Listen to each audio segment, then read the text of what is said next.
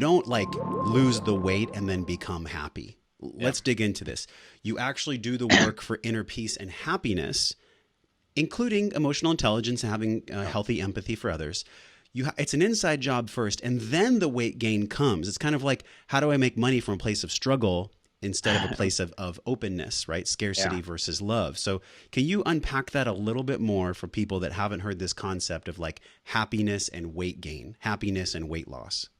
100%. This is the biggest thing I'm trying to do is shift people's perception of what success looks like in the health and fitness industry, because we've been, programmed to think, okay, success is this body of an Instagram model, or this athlete, or this celebrity of getting skinny, lean, 5% body fat. And we think, okay, once I get there, once I get the body, then all my problems will go away. Then I'll be happy, And that's the way we look at it. So we're like, okay, I want these results. Therefore, I'm going to put up with this process, which for a lot of people, they're like, oh, their perception of the process is, oh man, this sucks. Like you have to be in a caloric deficit. I have to eat healthy food. I have to work out. Okay, I'll do that, but hopefully I'll get these results. And then once I do, then I'll be happy. People will love me. People will respect me. I'll respect myself. And if you haven't seen the movie The Nutty Professor, that's a great example of how temporarily you're like, oh yeah, man, spandex all day. Do you remember that movie with Eddie Murphy? Sure. When he goes from morbidly obese to like skinny, like overnight with a pill.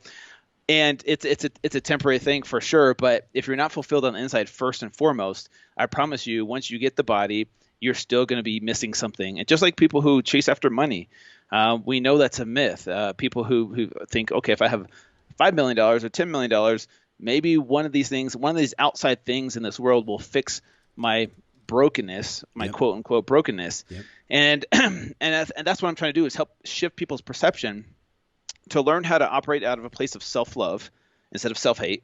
And once you operate out of a place of self-love, then you're like, okay, I like the way I feel when I eat real food. Like, it makes me feel good, and I'm worth it now to treat my body kindly by giving it real food, by moving it in a way that feels good to me and my body. And I'm not doing it for the results anymore. The results kind of take a back seat for a second. And then from there, we learn to fall in love with the process. We do the process because we actually love ourselves, and we deserve to feel good, to feel healthy. And then what happens over time is, once people flip that switch, then the results actually end up taking care of themselves over time, because you start to live that lifestyle consistently, because you're operating out of a place of self-love. You fall in love with the process, and then boom, the results automatically come. And so shifting people's perception is really hard to do, but that's what I'm trying to do on my Fit to Fat to 40 journey. And that's why I want people to join me come January to learn how to do that. So that this isn't just another diet that people go on. It's a huge mindset shift that needs to happen for people to shift their perception. And that's why there's going to be so much more focus on the mental and emotional side of fitness than just the physical side. But what you're doing, man, that I love and appreciate so much, and this is why I'm stoked to have this be the very first show of 2020. If we are not clean and loving in our conduit, where we live, like our temple, like where we reside, if our house is dirty internally, mentally, how are we supposed to even begin to fix the world's problems, to fix our societal problems? I mean, I'm getting chills just talking to you about it. Everyone's looking for world peace. Everybody's looking for an outside fix for an inside problem. And COVID is here to make us look in the mirror even more at how we're treating each other and how we're treating ourselves. Did you even think that this would be something that would shift people into meeting the demands of COVID and meeting the demands of their lives? Like, this is a major deal that you're teaching people about their physical health, because that's where the root of everything begins. Yeah, no, it's a good question. And I had hope that it would become that for people, where people would see it as, okay, 2020 sucked, right? 2021, I'm going to start off on the right foot. I'm going to make some changes. I'm going to do some good in my life.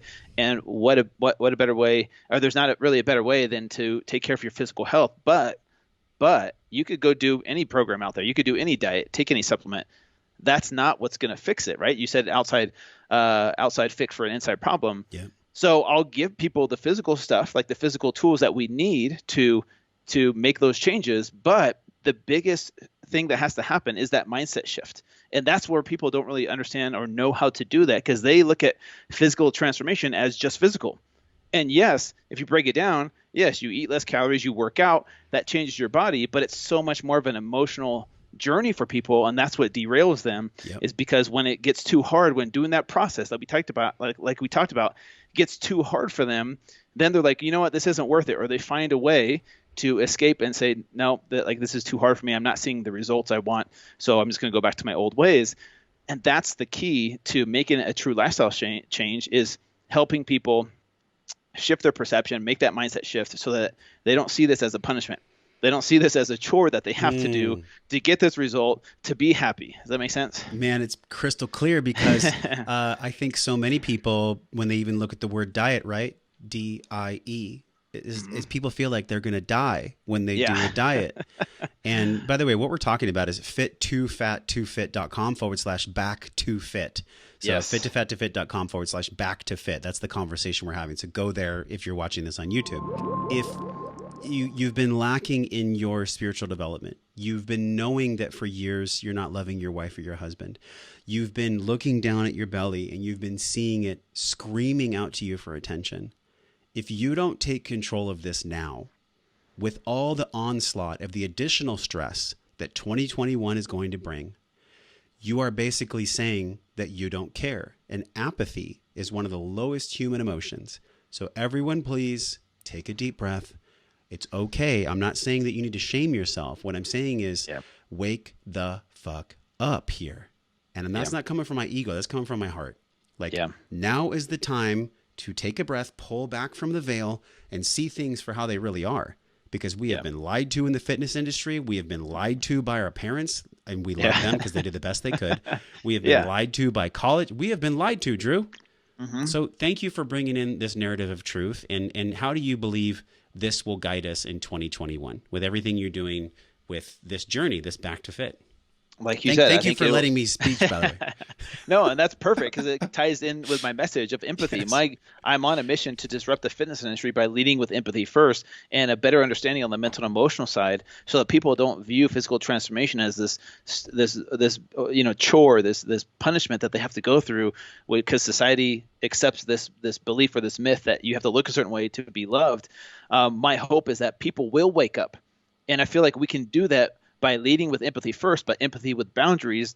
And some of those boundaries are going to be a kick in the butt every once in a while. And so I feel like there has to be that balance. It can't just be all one-sided. It can't just be all mercy, no justice. There has to be a balance of both, in my opinion, to make that change. But it's going to happen with love. Like, we want people to take care of their physical health, not to look a certain way, not to get 5% body fat and to be skinny and lean. But for me, it helps people with their mental, emotional, spiritual well-being. And for me, it's about that, the feeling of being healthy. That's what I miss the most right now, Josh, is the feeling of being physically healthy, because I know that carries over into my mental health, emotional health, and spiritual health. And if people could just experience that for even 5 minutes, I think they would get a taste of it and be like, okay, that's what I'm missing. It's not about the body. It's about the feeling of being healthy. Like, your mind is sharp and clear all day long. You have good digestion. You're able to play with your kids, your grandkids. You're able to go on a hike and see this beautiful world. You're able to travel without aches and pains. Like, there's so many benefits to taking care of your physical health outside of the looks. And so that's what my hope is people will join me on the journey back to fit, to learn just how to do this and operate out of a place of self-love versus self-hate, because we all know after 2020, this world needs more of that. If people loved themselves and had empathy, we would not have the divisiveness that we have today.